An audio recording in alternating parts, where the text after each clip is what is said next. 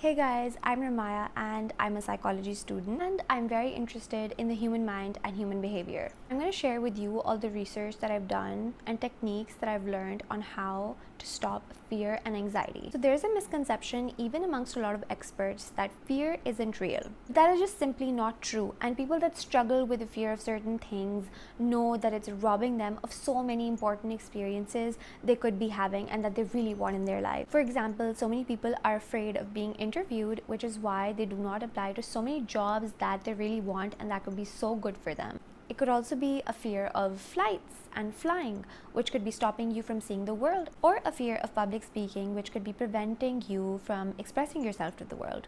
The examples are endless.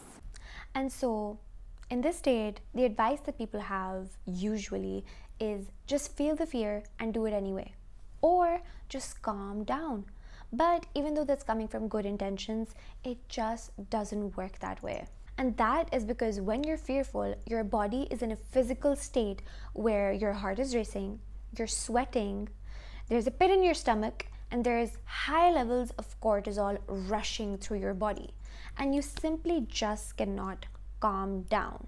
Now, what a lot of people do not know, and which is super important here, is that this is the same physical state as excitement. Because even when you're excited, your heart is racing, you're sweating, and you have exactly all the same symptoms. So while you cannot transition from being in a state of fear to being in a state of calmness, you can transition and reframe your brain from being in a state of fear to being in a state of excitement. Because all the physical symptoms are the same, only your thoughts need to be reframed. So the strategy and the secret weapon for this transition is the 5-second rule plus an anchor thought. Let me explain. Any fearful situation, you're going to count down to 5, which is going to be a stimulus for your brain, and then you're going to give yourself an anchor thought, which is going to ground you. So you're going to create an anchor thought in the context of what you're really fearful to do. For example, if you're flying and you're extremely afraid of turbulence,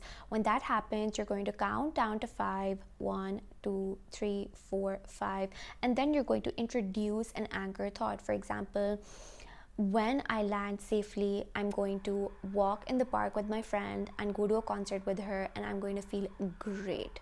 You're creating a thought that is making you look forward to doing something after you're done with this difficult situation. Remember, in any situation, you cannot control the physical symptoms that are coming up.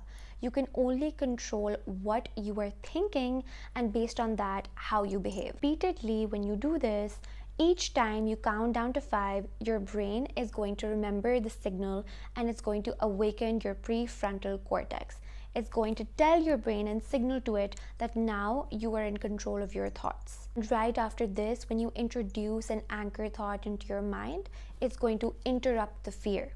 This way, something remarkable is going to happen in your brain. This reframing of thoughts will turn your fear into excitement. Because while your physical symptoms are the same, your brain has been tricked into being excited rather than fearful about them. I hope you practice this for something you're fearful of and find it useful. Bye.